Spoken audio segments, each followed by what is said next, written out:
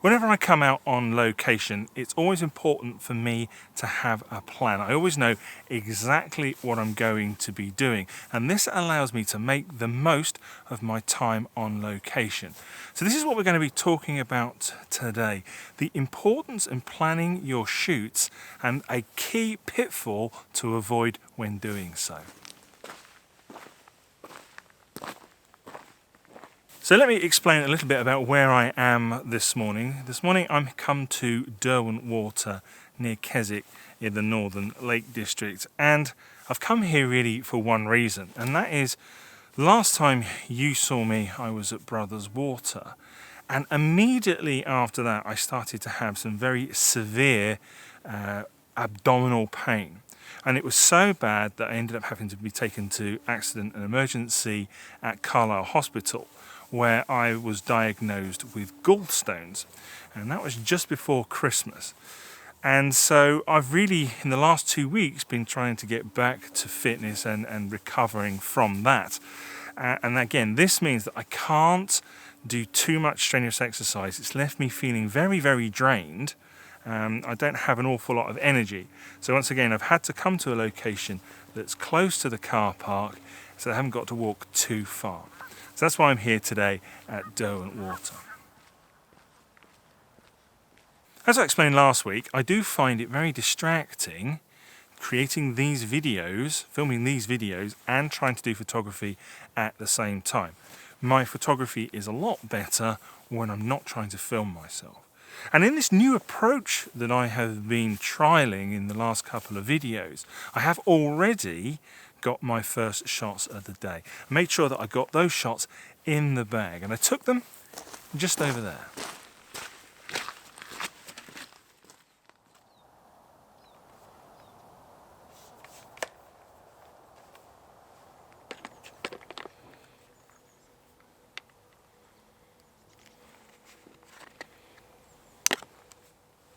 So I'm starting today at a location that I know very well. This is Isthmus Bay on Derwent Water, and I always start at a location where I already have an idea of the composition that I want to shoot. And by doing that, it allows me to make sure that I get at least one decent shot in the bag before I then go off and look for something else.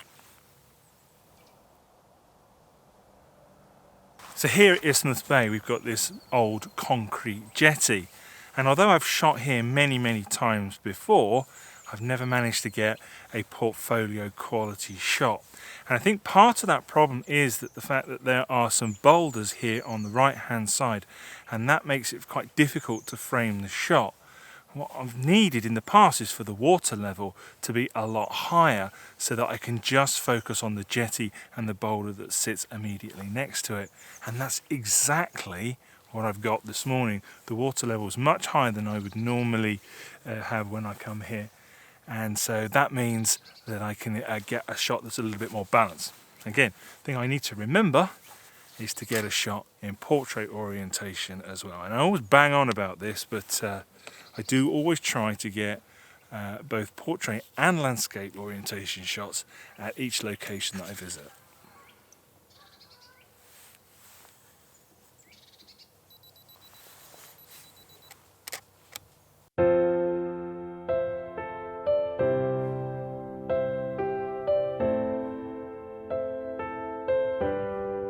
Now that's pretty much it for me for this location, and normally that's where I would end the video, but today I'm going to do something a little bit different.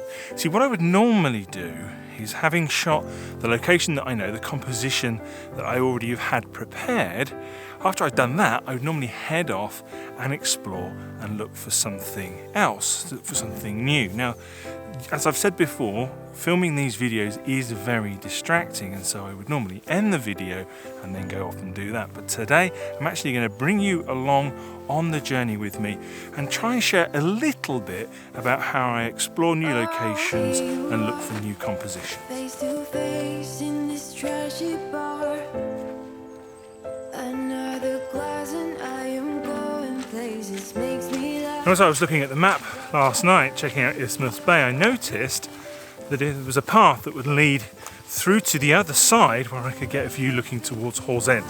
And so that's where I'm headed now. The music on the dance floor, I don't really mind. All the smoke is in the bathroom. I don't care at all, baby. You got my. I really wasn't expecting this.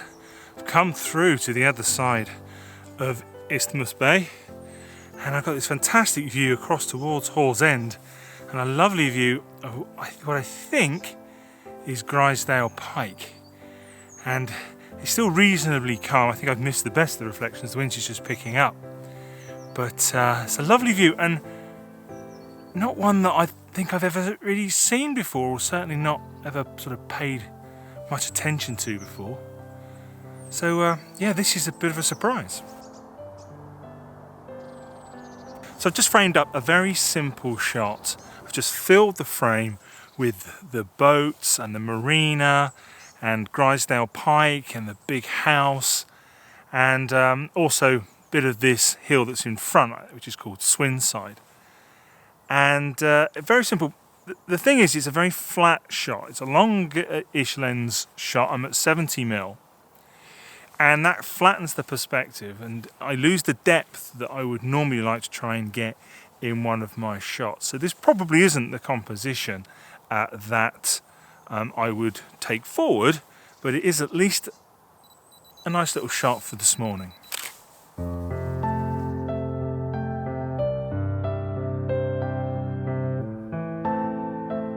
There's lots of really nice woodland here as well, some beautiful looking trees that will be worth exploring at some point. Potentially a bit later on in the year, around springtime, because I think there could be some wild flowers in there, either bluebells or maybe even wild garlic. So that's definitely worth exploring later on. And there's also another potential shot looking back again towards the west. There's a little boathouse, and from here that sits beneath the peak of Causey Pike. So I'm just going to grab a quick shot of that. It's probably just going to be a reference shot because I've got a little patch of broken water in front of me, in between me and the boathouse, and then there's a large area of broken water closer to the boathouse. So this is probably just going to be a little reference shot, something for me to refer to later on and make a decision if I want to come back and have another go at this shot for real. So I think I'm going to spend a little bit of time just waiting to see if this patch of water dies down. And while I'm doing that, it does give me this time to talk about one of the pitfalls that we need to avoid if we're coming out and planning our landscape photography shoots in the way that I do. And it's something that the landscape photographer David Ward talks about. He refers to it as being the curse of the masterpiece, and that is this preconceived idea that we get of what the scene is going to look like when we get out there and we think about, oh, I want the light coming in from here and I want the water level like this. And we have these preconceived ideas, and in reality when we get out onto location it's not like that at all, and that leads to disappointment. And so it's really important that if we are planning a location that we know and a composition that we know, and then a secondary location where we're going to explore something new, it's really important that we don't come out with any preconceived ideas, and we just come out and photograph the landscape as it is in front of us and react to the conditions that we find when we get out on location. There is definitely some potential here. I've just moved round a little bit and I'm shooting in landscape orientation now, and that's allowing me to fit in a little bit more of the shape of the hills in the distance. But the wind is picking back up again, and I'm sort of getting some broken water. So I just quickly need to get this shot. But yeah, definitely some potential here.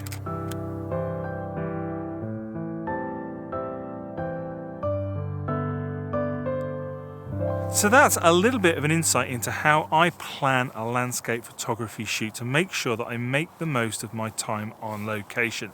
I always start with the composition that I know, and I usually focus on that while the light is good. I will then go and explore something new and look for some new possibilities, some new compositions. And most importantly of all, I always try to come out without any preconceived ideas, and that way I avoid being disappointed.